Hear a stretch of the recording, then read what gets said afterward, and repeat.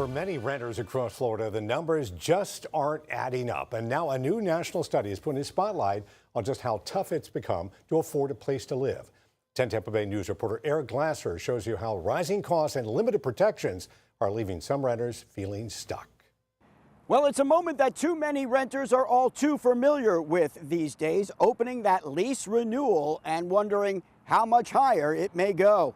It's one of these things where you almost start to feel numb to it. For Alex Kalianis, it's a monthly reality trying to keep up as rent continues to climb. It's stressful. It's stressful, having to deal with that burden, perpetually. Alex is by no means alone. A brand new study from ConsumerAffairs ranks Florida as the worst state in the country now to rent an apartment.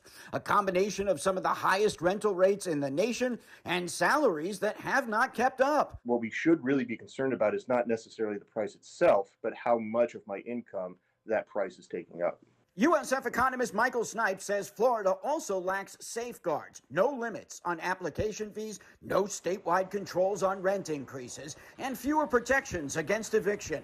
That might have to happen in Florida. There might have to be some sort of government solution, be it through subsidies or some sort of zoning regulation, something like this. ConsumerAffairs also found that Florida's affordability crisis is no longer being driven by a shortage of apartments. In fact, Florida actually has one of the highest vacancy rates in the nation, but often they're luxury units, not affordable or workforce housing, forcing some to now consider leaving the state.